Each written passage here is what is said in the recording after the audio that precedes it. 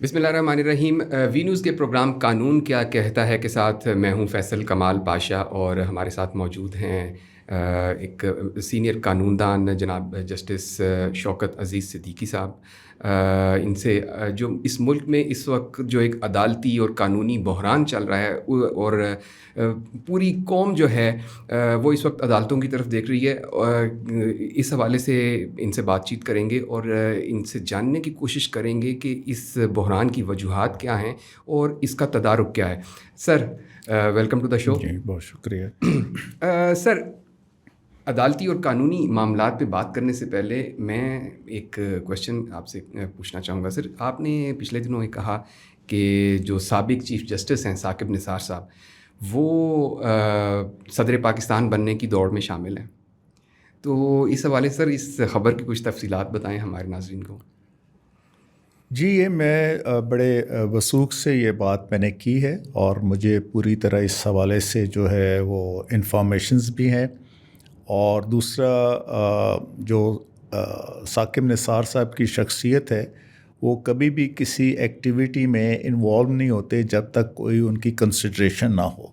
उनका judicial career भी ऐसे ही है। जी जी। तो इसलिए जो उनकी एक्टिविटीज़ हैं, जो ज़ाहिर है कुछ आइनी और गैर आइनी और कानूनी और गैर कानूनी एक्टिविटीज़, उसका एक ऑब्जेक्ट है। और वो ऑब्जेक्ट ये है कि इमरान खान साहब ने उनको कहा है कि अभी नेक्स्ट जो हम अगर इलेक्ट होके वो आते हैं जी जी, तो उसमें हमारे प्रेसिडेंशियल कैंडिडेट आप होंगे। लेकिन सर ये भी तो है, वैसे एक फैक्ट है कि इमरान खान साहब जो हैं वो वादा कम ही निभाते हैं। हाँ, ये तो मतलब बज़ाहिर ये बात ऐसे ही है, लेकिन ज़ाहिर है कि जो साकिब निसार साहब हैं वो भी कोई घाटे का सौदा तो करते नहीं हैं।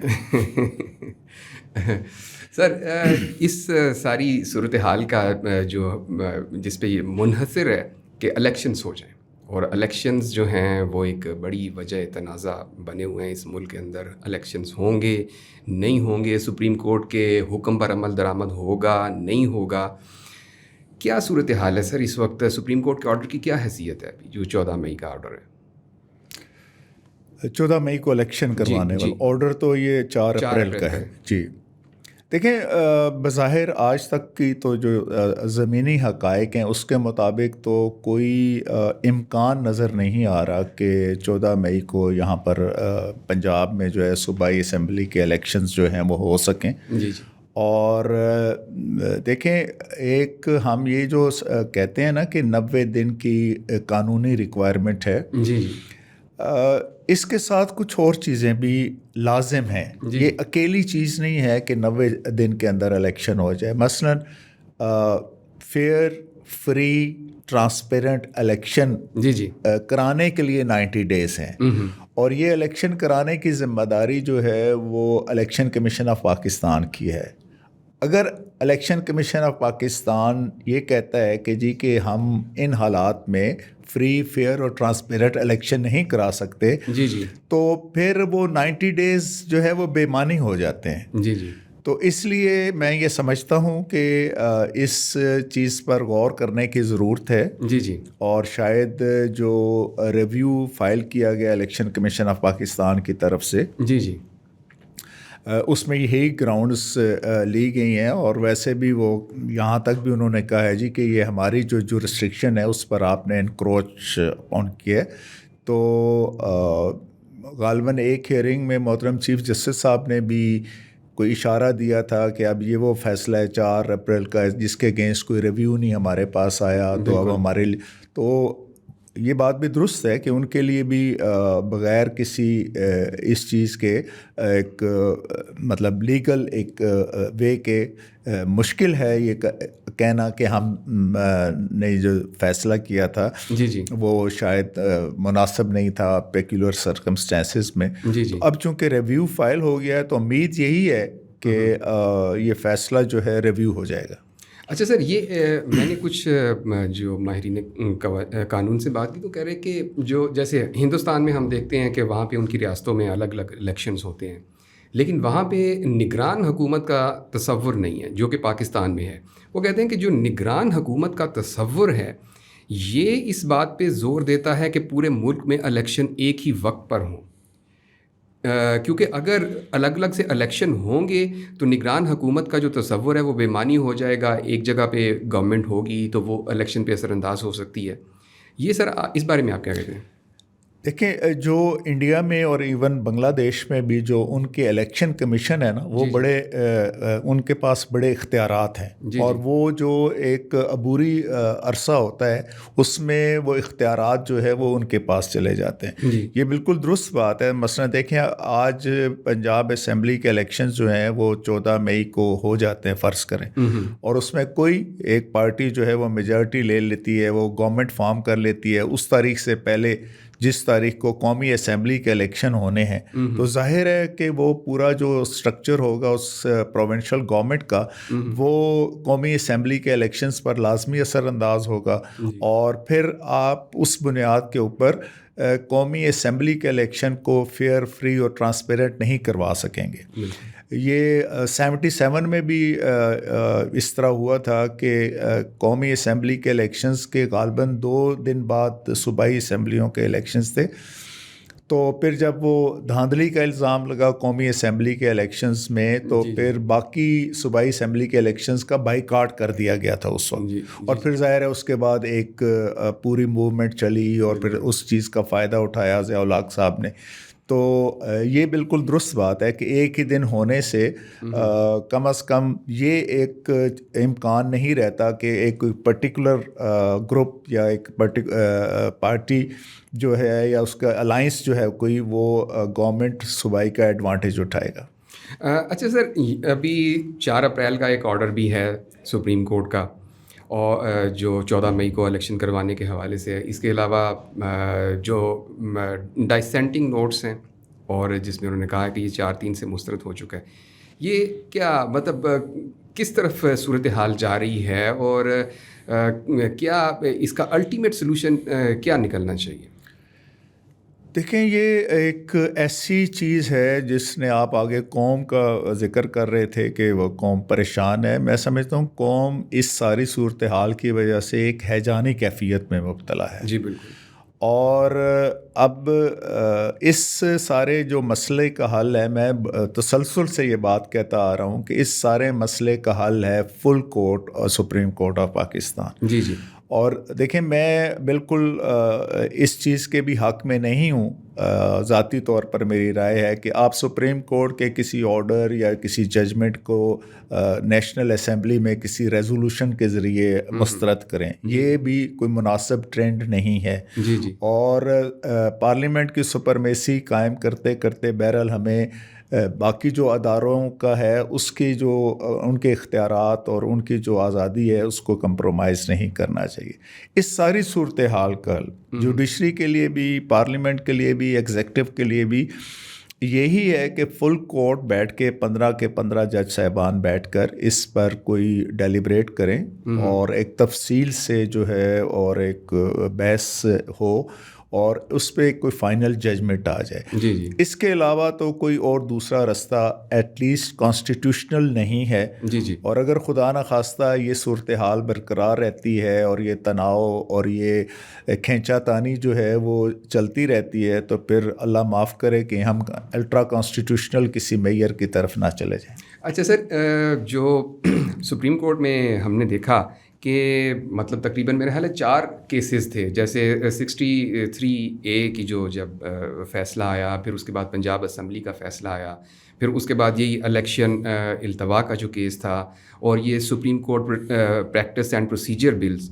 اس میں جو پارٹیز تھیں انہوں نے تو سپریم کورٹ سے بڑا انسسٹ کیا کہ فل کورٹ بنائی جائے، لیکن ہم نے دیکھا کہ چیف جسٹس صاحب جو ہیں وہ انہوں نے کسی ایک بھی کیس میں ان کی ڈیمانڈ کو نہیں مانا، اور انہوں نے اپنی مرضی سے بینچز بنائے، جو ان کا استحقاق ہے، جو ان کا ایک رائٹ بھی ہے. لیکن اگر وہ فل کورٹ نہیں بناتے تو کیا اس مسئلے کا حل نکل سکتا ہے؟ دیکھیں، اگین اگر یہ معاملہ فل کورٹ کی طرف نہیں جاتا اور فل کورٹ کا کوئی ڈیسیژن نہیں ہوتا، تو ایک انریسٹ تو رہے گا. جی. کسی ایک فریق کے حق میں یا کسی ایک فریق کے خلاف فیصلہ آئے گا تو اس سے اسٹیبلٹی جو ملک کو ریکوائر ہے وہ نہیں پیدا ہوگی. اب مثلا پارلیمنٹ ہے, پارلیمنٹ کی طرف سے ایک ہی اگر ڈیمانڈ ہے جی کہ اس معاملے کو فل کوٹ کرے, تو ہم اپنا جو ان کی طرف سے ایک ایگریشن یا ایک فرنٹ فٹ پہ جو وہ کھیل رہے ہیں وہ بھی سیٹل ہو سکتا ہے. وائٹ فلیگ ویونگ جو ہے وہ ہو سکتی ہے, اور ظاہر ہے ادھر اس طرف سے ڈیمانڈ بھی ہے. بالکل. تو میرا رائے میں تو محترم چیف جسٹس صاحب کو دل بڑا کرنا چاہیے, اور چونکہ اس میں کسی جج صاحب کا ان پرٹیکولر یا کسی گروپ کی بات نہیں ہے, یہ پاکستان کے انٹرسٹ کی بات ہے. پاکستان میں اسٹیبلٹی ہوگی, پاکستان میں اداروں کے اوپر اعتماد ہوگا, اور ادارے جو ہے نہ صرف یہ کہ اپنے زبانی طور پر بلکہ اپنے کنڈکٹ سے اپنے آپ کو انڈیپینڈنٹ اور امپارشل شو کریں گے, تو پھر ہی معاملات آگے چل سکیں گے. تو میرا اس لیے میں تو پہلے دن سے یہی بات کہہ رہا ہوں کہ یہ جو چاروں کیسز آپ نے بتائے ہیں, ان سب کیسز کا علاج یہی ہے کہ پولیٹیکل کیسز کو تو ویسے بھی جو ہے, اور جس میں کانسٹیٹیوشنل کویسچنز انوالو ہوں, بڑا بینچ بنانا چاہیے. اور یہ ایک سمجھداری کی بھی بات ہے کہ بجائے اس کے کہ کسی بھی کیس کے حوالے سے یا کوئی لیگل یا کانسٹیٹیوشنل پرپوزیشن ہے اس پر آپ چند لوگوں پر ذمہ داری ڈالنے کی بجائے پوری سپریم کورٹ اس کی ذمہ داری لے, یہ زیادہ, اور حکمت کا بھی تقاضا یہی ہے موجودہ بالخصوص جو موجودہ حالات ہیں اس میں. بالکل. اچھا سر, یہ supreme court practice and procedure bill, آپ بھی موجود تھے اس دن سماعت میں, تو آپ نے بھی پروسیڈنگز دیکھیں. یہ مطلب جو سپریم کورٹ نے اس کو سسپینڈ کیا اس آرڈر کو, آپ کیا سمجھتے ہیں, یہ درست اقدام ہے؟ دیکھیں, آرڈر کی سسپینشن کی حد تک تو میں سمجھتا ہوں کہ یہ نہیں ہونا چاہیے تھا. جی. لیکن یہ بہرحال ایک امپورٹنٹ کانسٹیٹیوشنل اور لیگل کویسچن ضرور ہے جس کے اوپر سپریم کورٹ کی کوئی ججمنٹ آنی چاہیے. مثلاً اب جو پارلیمنٹ ہے اس نے کنکرنٹ لیجسلیٹو لسٹ کے آئٹم کی بنیاد پر یہ انیکٹمنٹ کی ہے, جبکہ ایک آرٹیکل 191 جو ہے وہ سپریم کورٹ کو خود امپاور کرتا ہے کہ وہ اپنے پروسیجر اور وہ بنائے, اور ہمارے جو 1980 کے رولز ہیں سپریم کورٹ کے وہ اسی آرٹیکل 191 کے تحت بنے ہوئے ہیں. اب یہ کویسچن بہرحال سپریم کورٹ کو, اسی لیے فل کورٹ کو یہ ڈیسائیڈ کرنا چاہیے کہ آیا 191 کی موجودگی میں پارلیمنٹ انیکٹمنٹ کر سکتی ہے یا کچھ تجاویز دے سکتی ہے, اور کیا پھر فل کورٹ جو ہے فل کورٹ میٹنگ میں بیٹھ کر یا فل کورٹ میں سپریم کورٹ ان کو اڈاپٹ کر سکتی ہے یا جو ریکوائر.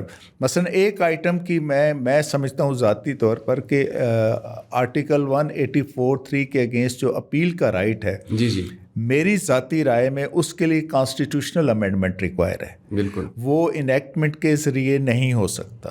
اس لیے سپریم کورٹ کچھ چیزوں کی نشاندہی کر دے, اور اس کے بعد جو چیزیں ایسی ہیں جو سپریم کورٹ کو مزید امپاور کر رہی ہیں اور جس سے لیٹیگنٹ کے جو مسائل ہیں, کیسز کی فائلنگ اور پینڈنسی اور ہیئرنگ نہ ہونے کی وجہ سے وہ حل ہو سکتے ہیں, تو ان کو یہ بھی کیا جا سکتا ہے کہ ہم اس کو علیحدہ انیکٹمنٹ کی بجائے ہم 191 کے تحت اپنی پاورز کو ایکسرسائز کرتے ہوئے ان رولز کو اڈاپٹ کرتے ہیں. سر, چیف جسٹس صاحب نے یہی کیس سنتے ہوئے انہوں نے آبزرو کیا کہ جو انڈیپینڈنس آف جوڈیشری ہے یہ ہمارے کانسٹیٹیوشن کا ایک سیلینٹ فیچر ہے, تو اس انیکٹمنٹ کے ذریعے سے اس سیلینٹ فیچر کو کمپرومائز کیا جا رہا ہے. آپ کیا سمجھتے ہیں, یہ درست آبزرویشن ہے؟ نہیں, میرا نہیں خیال کہ انڈیپینڈنس آف جوڈیشری کمپرومائز ہو رہی ہے, بلکہ یہ تو اسٹرینتھن ہو جائے. مثلا یہی ساری چیزیں جو ہیں سپریم کورٹ اگر از خود کر لے, یہ ساری چیزیں جو اس انیکٹمنٹ میں پرووائڈ کی گئی ہیں اگر سپریم کورٹ خود کر لے اپنی میٹنگ میں یا تھرو جوڈیشل آرڈر, تو پھر تو کوئی کمپرومائز نہیں ہے. بالکل. لیکن اب محض اس وجہ سے کہ یہ پارلیمنٹ نے تجویز کی ہے, پارلیمنٹ نے اس حوالے سے انیکٹمنٹ کر دی ہے, کیونکہ یہ بڑا پرانا مطالبہ ہے. یہ تو میرا خیال ہے کہ 3-4 دہائیوں سے یہ چیزیں چل رہی ہیں کہ یہ سو موٹو جو پاورز ہیں چیف جسٹس صاحب کی نہیں ہیں، یہ سپریم کورٹ آف پاکستان کی ہیں. بالکل. اور پھر اس لیے آپ کی اپنی چونکہ مختلف مطالبات آتے ہیں وکلاء کی طرف سے بھی، باقی چیزوں کی طرف سے بھی، کہ ایک فرد کے پاس جو ہے نا یہ اختیارات کی تقسیم سے بہتری آتی ہے بجائے اس کے کہ اس کا آپ ارتکاز کرتے ہیں. بالکل. تو یہ اس میں اگر یہی جیسا پہلے میں نے کہا کہ اس میں سے جو بھی چیزیں سپریم کورٹ فل کورٹ اس کو کہے کہ جی کہ یہ چیزیں تو ہم خود اڈاپٹ کر لیتے ہیں، اس ایکٹمنٹ کی ضرورت ہی نہیں ہے. جی تو ہو سکتا ہے کوئی ایسا مسئلہ نہیں. سر دیکھیں ابھی ساری نظریں جو ہیں وہ سپریم کورٹ کے اوپر ہیں، الیکشن کا میٹر ہو یا کوئی ہو، لیکن جب جو منصف ہیں ان کے درمیان ایک ڈیوائڈ آ جائے تو پھر اس کا فیصلہ کون کرے گا؟ دیکھیں یہ بہت ہی تکلیف دہ بات ہے. صحیح بات ہے کہ اگر آپ کا کوئی کیس ہے اور اس میں ایک مخصوص بینچ کے پاس جو ہے وہ کیس لگ جاتا ہے اور لیٹیگینٹ یا لائر جو ہے اس کا رزلٹ پہلے بتا دیتا ہے، تو یہ بڑی تکلیف دہ بات ہے. دیکھیں ججمنٹ جو ہے وہ سپریم کورٹ کی ہے، آرڈر سپریم کورٹ کا ہے، لیکن اس کو پھر افراد جو وہاں پہ ذمہ دار بنائے گئے ہیں آئین کے تحت فیصلے کرنے کے، ان کی ذاتی جو پسند اور ناپسند ہے یا ان کی جو نظریات ہیں یا ان کی جو سوچ ہے، اس بنیاد پر اگر ڈیسیژن کو پریڈکٹ کر لیا جائے تو پھر تو بڑی یہ غیر مناسب بات ہے.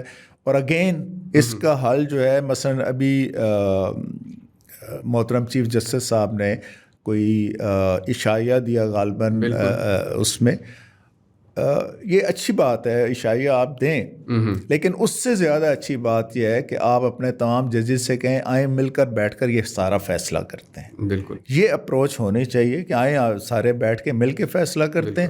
آپ اپنی رائے دیں، جس کی جو رائے ہے، جو میجارٹی کی رائے بنتی ہے اس کے مطابق فیصلہ آ جائے، اور یہ پھر عشائیے دینے کی ضرورت ہی نہیں رہے گی.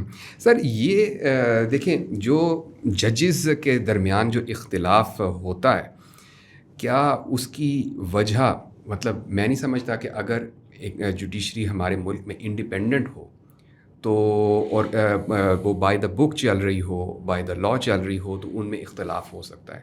یہ شاید کچھ پریشرز ہوتے ہیں مختلف سائڈ سے جن کی وجہ سے ایک خاص طرف جھکاؤ ہو جاتا ہے جوڈیشری کا.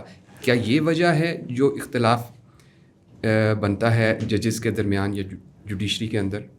دیکھیں ذاتی طور پر تو سارے یہ بھائی ہوتے ہیں نا، بردر ججز ہی کہا جاتا ہے، اور ہوتا بھی ایسے ہی ہے. اور کبھی کسی کا کوئی ذاتی کسی کی ذات کی وجہ سے کبھی ایشو نہیں کھڑا ہوتا، تو ظاہر ہے یہ اختلاف پیدا ہی وہاں پہ ہوتا ہے جب آپ بک سے ہٹ کر چلنے کی کوشش کریں اور جب آپ ڈسکرمنیشن شروع کر دیں. بالکل.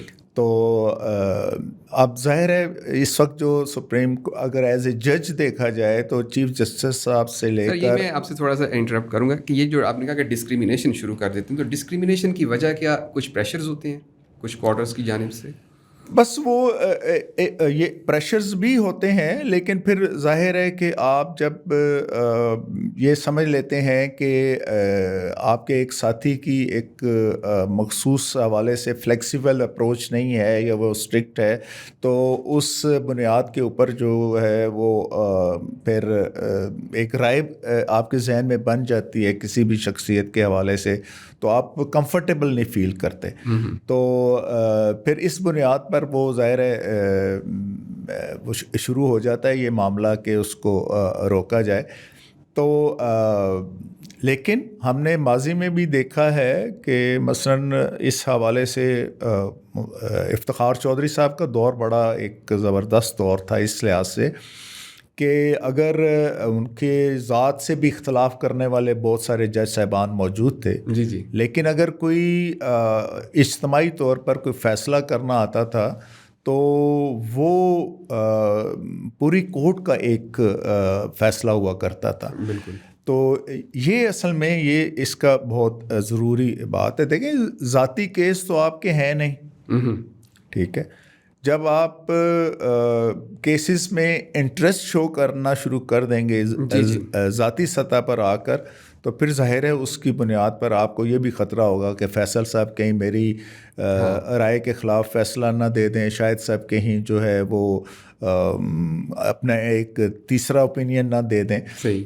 یہ اچھا سر، ابھی عمران خان صاحب جو ہیں پاکستان تحریک انصاف کے چیئرمین، انہوں نے بڑا شکوہ بھی کیا کہ 121 مقدمات میرے خلاف درج کیے گئے ہیں پورے ملک میں.